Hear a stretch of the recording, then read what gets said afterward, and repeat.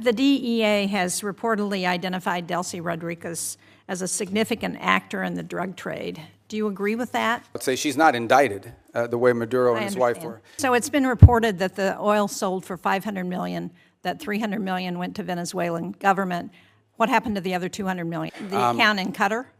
Well, the account, yes. Do you agree that we're stronger in confronting China when we do so with like-minded partners? Yeah, but our like-minded partners have to have capability, and that's been part of the problem, is the erosion in European defense capabilities. Like the talk about Greenland and antagonizing Denmark, then it undermines NATO's ability, and the only people who are excited about that are Vladimir Putin and President Xi. Our partners understand the importance of the U.S. presence in NATO. Without the U.S., there is no NATO. Thank you.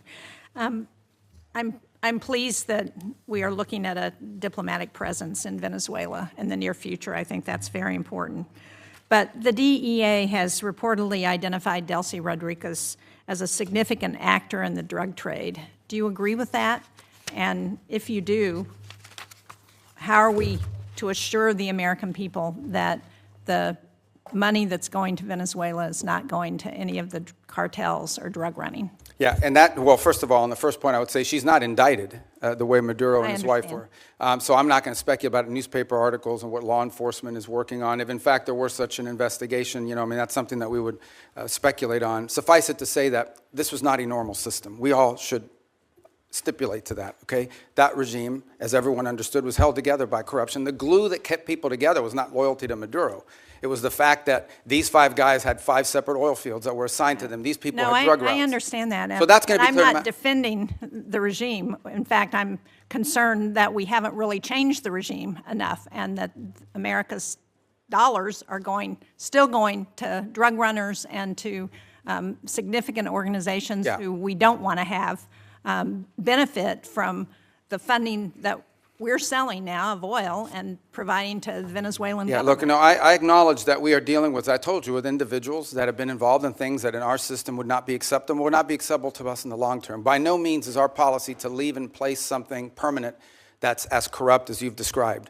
We are in the transition and stabilization phase. We are just acknowledging reality, and that is you have to work with the people that are in charge of the elements of government. Okay, but now, can what you are the reassure systems? people that money is not going continuing to go to the drug cartels? Right. So that's the process that I outlined to you. So on the sanctioned oil, the oil that requires U.S. permission to move, that oil, the proceeds of that oil, which, by the way, is being sold at market price, not at the discount Venezuela was being forced to sell, is being deposited into an account that ultimately will become a U.S. Treasury blocked account here in the United States.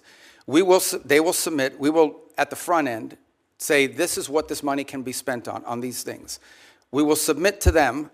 They will submit to us a budget request. We want to use this money for these things. And part of the proceeds will go to fund a audit process to make sure that that's how the money is being spent. So and that's how we intend to handle those funds in the short term. There's an actual audit process that's been set up? It will be set up, and we have a couple options.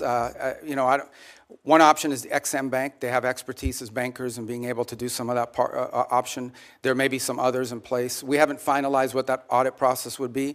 We've only made one payment, and that payment we did, and retrospectively will be audited, but it was important we made that payment because they had to meet payroll. They had to keep sanitation workers, police officers, government workers on staff. It was a $300 million payment. Right. So it's been reported that the oil sold for $500 million, that $300 million went to Venezuelan government. What happened to the other $200 million? It's still sitting in the account, is my understanding at this time. The account in Qatar? Well, the account, yes, but that will ultimately be that's a short-term account. Ultimately, it will be a U.S. Treasury blocked account in the United States. And will it also be audited? Correct. Well, the audit will be on the expenditures. At the front end, we'll tell them this is what the money can be spent on. Again, I'm not talking about all the other revenues the Venezuelan government may have. We're talking about the revenues from the sanctioned oil. At the front end, we will say this is what the allowable expenses are. And then they will agree to fund, as part of the overall cost, they will pay for and fund an audit system acceptable to us to ensure that that's how the money was spent. And can you report to this committee once that audit system is set up? Oh, absolutely, yeah. I'd like to change the topic in my short time that I have left, because when you were a member of this committee, you authored legislation to prevent President Trump from unilaterally leaving NATO, you and Senator Kaine. Do you still believe that the U.S. benefits from NATO? We do. I mean, the problem, but NATO needs to be reimagined as well in terms of the obligations. And this is not new to this president. Multiple presidents have complained about it. I agree. think this president just complains about it louder than other presidents. Well, I'm just trying to be get a clear answer on where this administration stands relative to NATO, because it's been a very fuzzy message over the last year.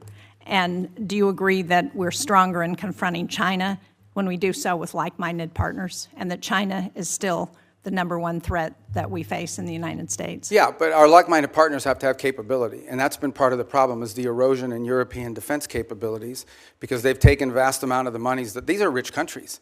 And because of the NATO umbrella, it gave them the flexibility to spend a tremendous amount of their revenues on social programs and not on defense. Now, maybe that trend line will begin to change. Well, but it's it already needs begun to change, frankly, and thanks. And I think the president deserves credit for that, for the fact that there is now a commitment for 5% of GDP to be spent on defense.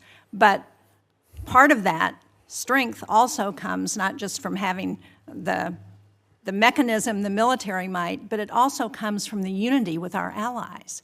And to the extent to which that unity is undermined, like the talk about Greenland and antagonizing Denmark, then it undermines NATO's ability. And the only people who are excited about that are Vladimir Putin and President Xi. Yeah, well, I would say that I think our alliances in NATO ultimately are something that's going to work out. Our partners understand the importance of the U.S. presence in NATO. Without the U.S., there is no NATO. And we understand that in order for NATO to be stronger, our partners need to be stronger.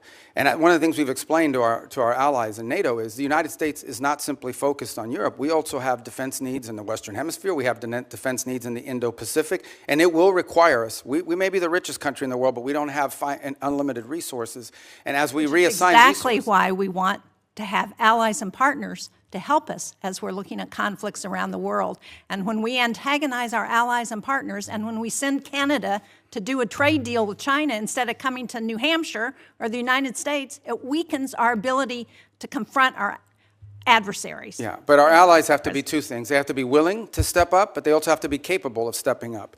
And frankly, many of them have not. I mean, Spain is still not doing the 5%. I mean, there are countries that are still not doing. And in fact, Mark Rutte yesterday pointed out that without the United States, the countries of Europe would have to spend 10% of their GDP for the next 20 years to be able to make up the whole. So I do think there needs to be a rebalancing, and hopefully we'll have cooperation. I think we will. Rutte has done a great job of managing all And I'm not arguing that point with you.